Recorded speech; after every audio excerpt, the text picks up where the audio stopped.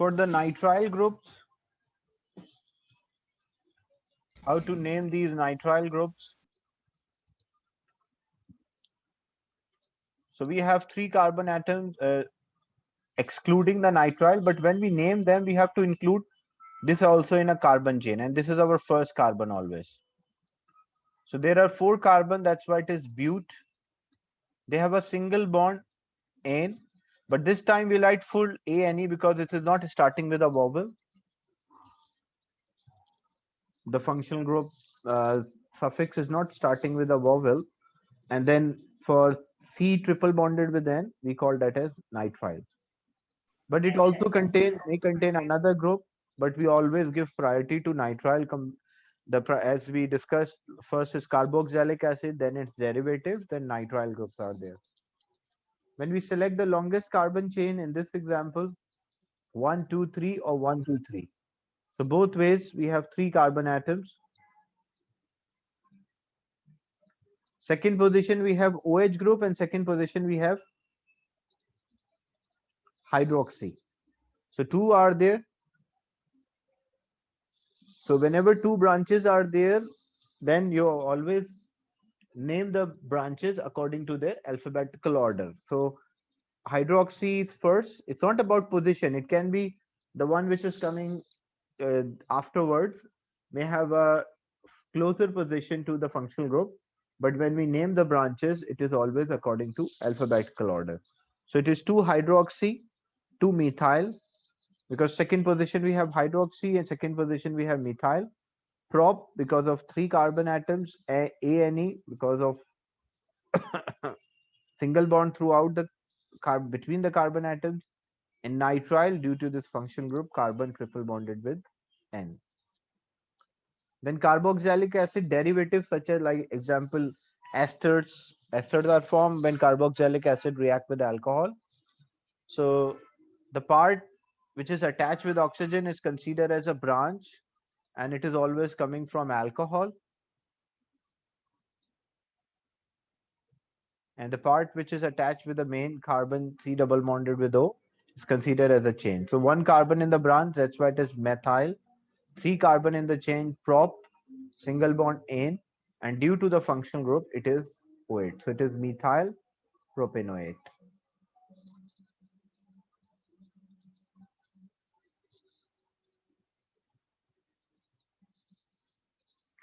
How to name acyl chlorides?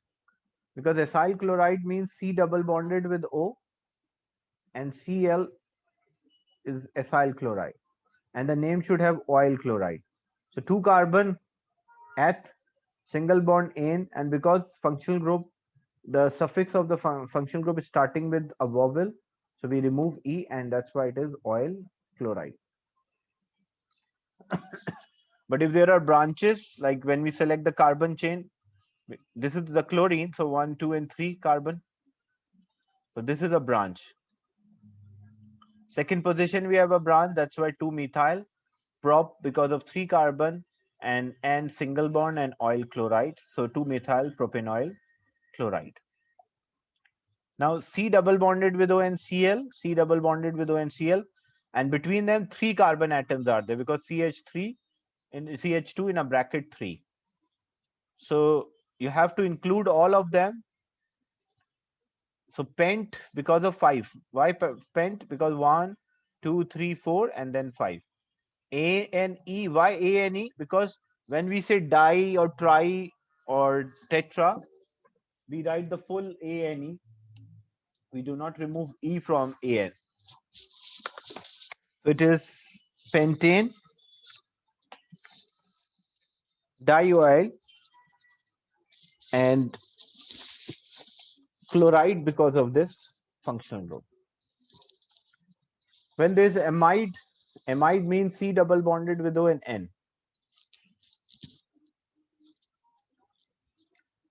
2 carbon at single bond N and amide.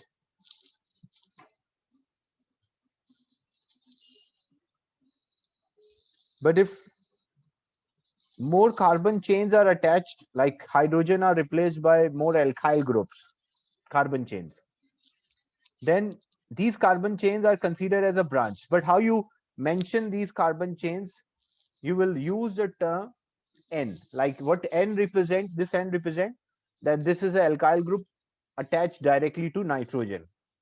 So N, one carbon means there's a branch attached to nitrogen directly, and this is a main chain.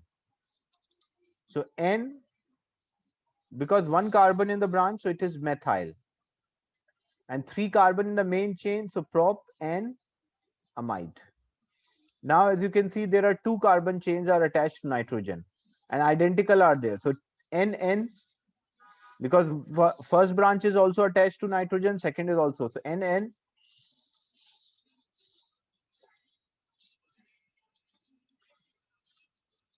And when you check the whole structure, like this is a main chain, so there is a branch to the main chain as well, and there are two branches attached directly to nitrogen. So N, N, and 2. Why this 2? Because 1, 2, and 3. So N and 2, trimethyl, because three branches, so that's why it's trimethyl propane amide. Same in this case. So NN dimethyl propane amide. But it can be like C2H5, then it will be, you will always name according to the alphabetical order. If it's like one of the group is ethyl, another one is methyl. So ethyl should be first and methyl should be afterwards. So it will be N-ethyl, N-methyl, and then propanamide. Like if I simply change it, instead of it is CH3, it is C2H5.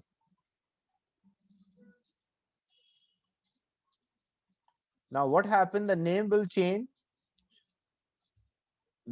How the name will change, because the one which is attached with the nitrogen is a branch. So N methyl group is also a branch, and ethyl is also a branch. So which one we should name first? Because we name according to the alphabetical order. So N ethyl is there, then N methyl, and then this is a main chain. So it is prop, single bond between them, AN, and amine group is there. That amide group is there. That's why we call amide. So N-ethyl, N-methyl amide, or N-ethyl methyl amide. Is it clear how to name acyl chlorides and amides, and what is the amide function group?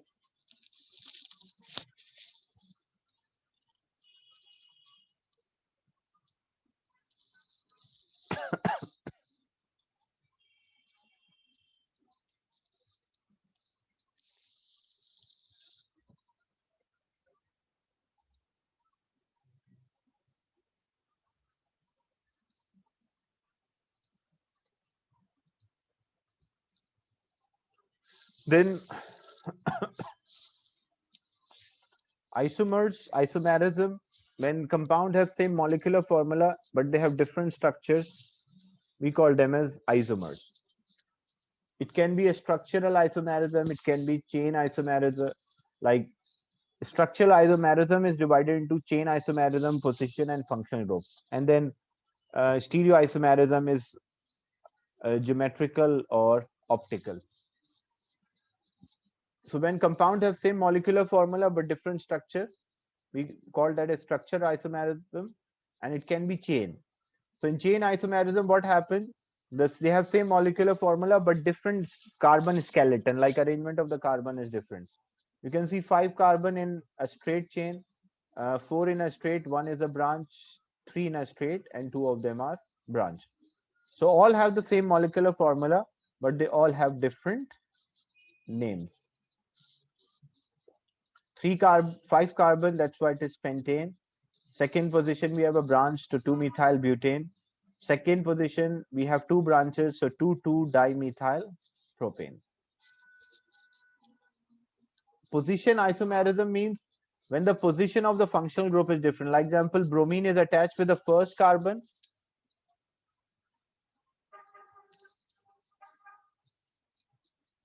and bromine is attached to a second carbon. So two different positions of the bromine, we call that as position isomerism. But functional group isomerism means the two compounds have different functional group. Same molecular formula, but different functional group. Like example, when we write ethanol, how many carbon? Two carbon atoms are there, six hydrogen are there, and one oxygen.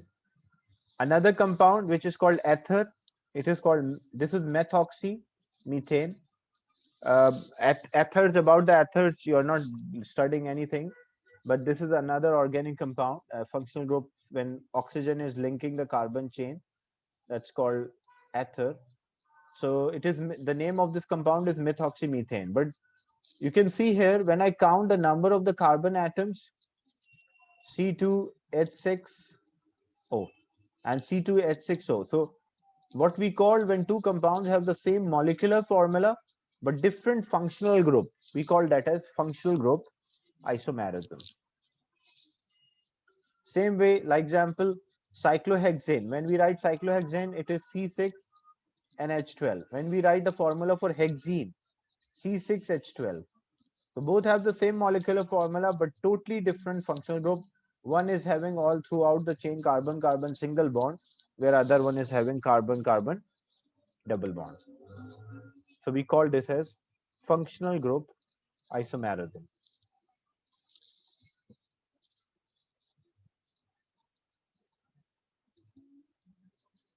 Then another type of isomerism, which is known as stereoisomerism, as you already studied this part, like the geometrical isomerism. So same structural formula, but different arrangement of the atoms is there. E and Z in AS, like cis and trans, or E and Z. So C double bonded with C.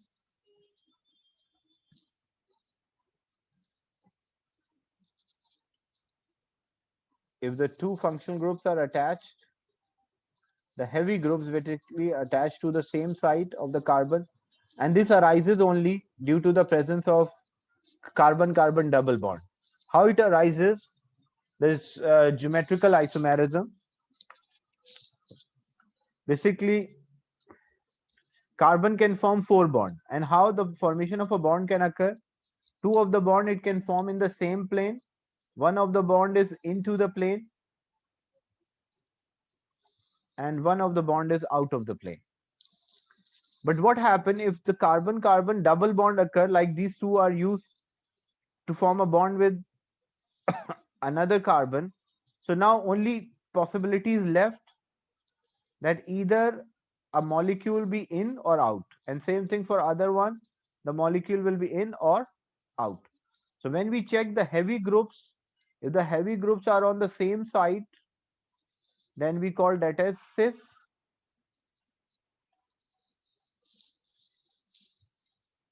and if heavy groups are on the opposite side, we call that as trans. So, or E or Z, you can see here when we check like C double bonded with C, so lighter groups are attached to top and heavy groups are at the bottom. So what is the name of this compound? It is, in terms of carbon number, there are four carbon atoms, so it is butene. But even in butene, it is further divided. So butene, it can be cis butene or trans butene, or Z butene or E butene. So in this case, because you can see the heavy groups are at the same side, so that is why it is Z butene.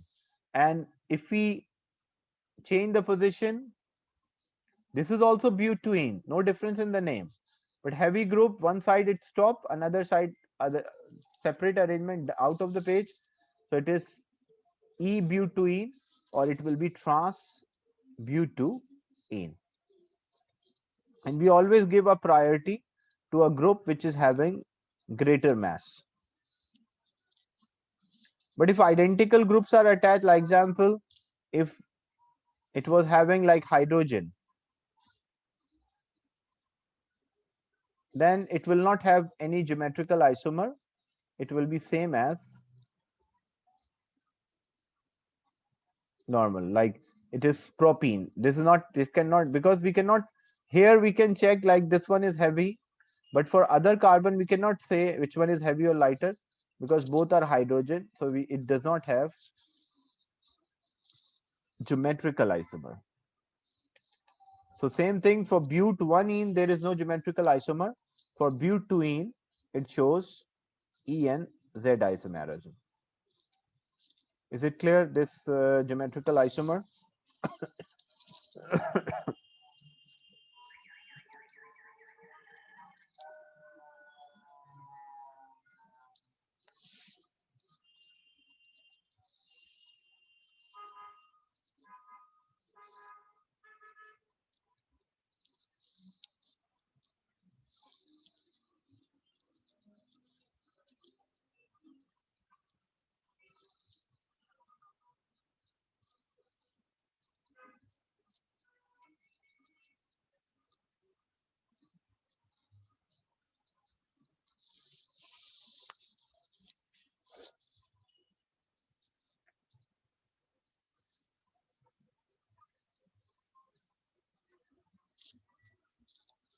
Then what is optical isomer? When two molecules are actually mirror images of each other, we call that as optical isomer. And to have an optical isomer, four different carbon should be like four different functional groups should be attached, and the carbon which is having these four functional groups, that's known as a chiral carbon. So the only difference, optical isomers, they change the plane of the polarized light. Polarized light means light which is having only one plane of vibration. So when we pass through a container, example, which is having only one kind of molecule, and they are why we call them as optical isomer? Because what they do, they absorb the light and they rotate the light, the plane polarized light, either clockwise or anti-clockwise. So both possibilities are there. When light enter, it can rotate clockwise or anti-clockwise. So they are active to light or optics. That's why we call them as optical isomers. And optical isomer only occur for the molecule in which the carbon is having four different functional groups, as well as that carbon is known as the chiral carbon. So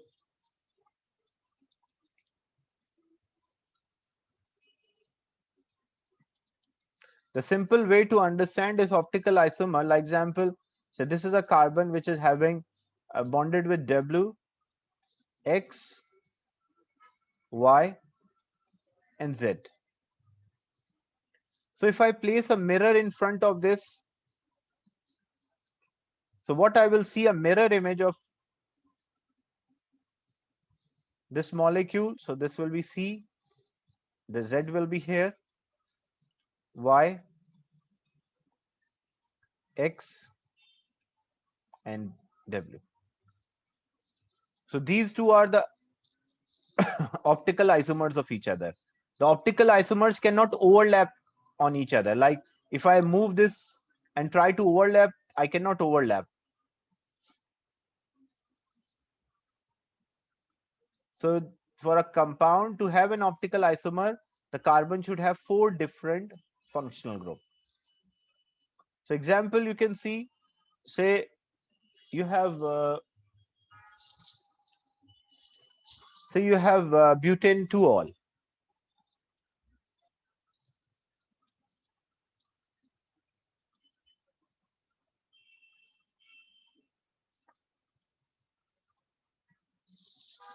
So in case of butane 2-ol,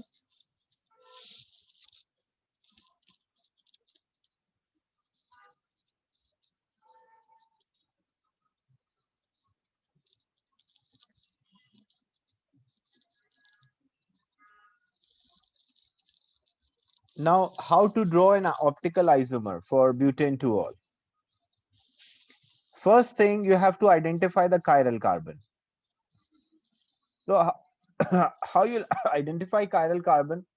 when you check the first carbon, this cannot be chiral because 3 hydrogen are there. The condition is that this carbon, which is a chiral carbon, should have different groups or different functional groups attached to it. When you check the second carbon, 2 hydrogen are there. When you check this carbon, look, you have OH, you have CH3, you have H, and you will consider this as 1. So you have C2H5. So this shows that this carbon is a chiral carbon. So if I want to draw the, first I will draw this carbon. So hydrogen is there,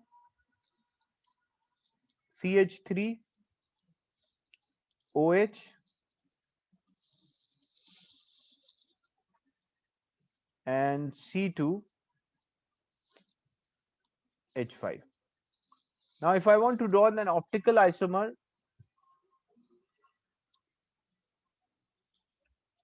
so what will be the optical isomer of this? So we have this carbon, the central carbon, hydrogen up, then CH3 closes, so it will be H3C, opposite, like, then this will be HO, and then C5, C2H5 is there, so H5, C2. So these two are the mirror images of each other, which are also known as enantiomers.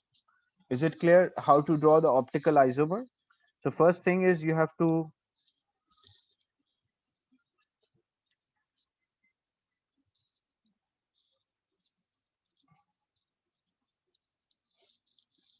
find the chiral carbon and then draw that the 4 carbon like groups around that chiral carbon, then draw the mirror image.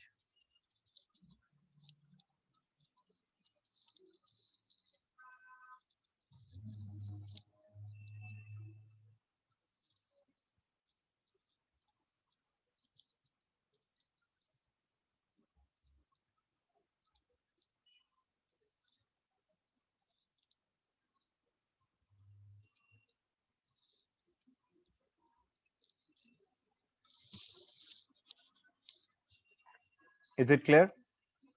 Any doubt in this part?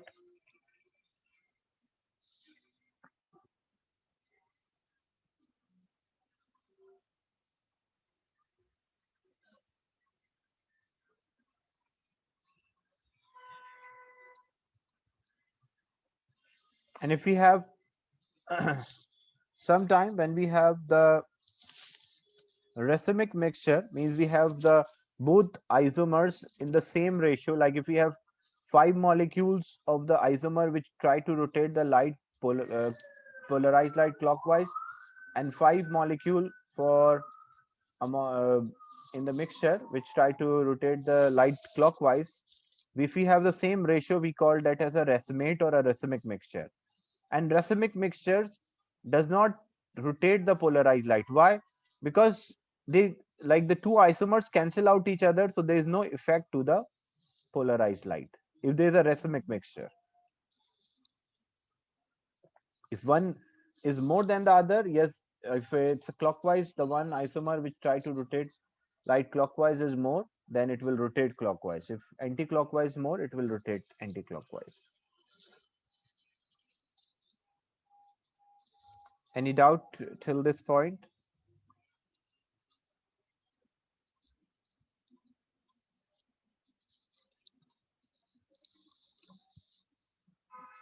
So you can see the polarized light can be rotated clockwise or it can be rotated anti-clockwise.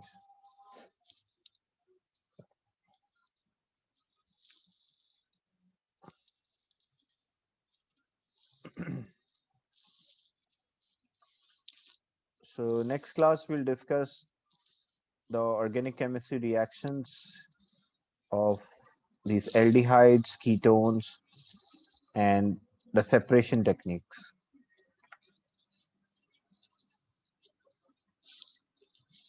I'll end the session and share the recording with you.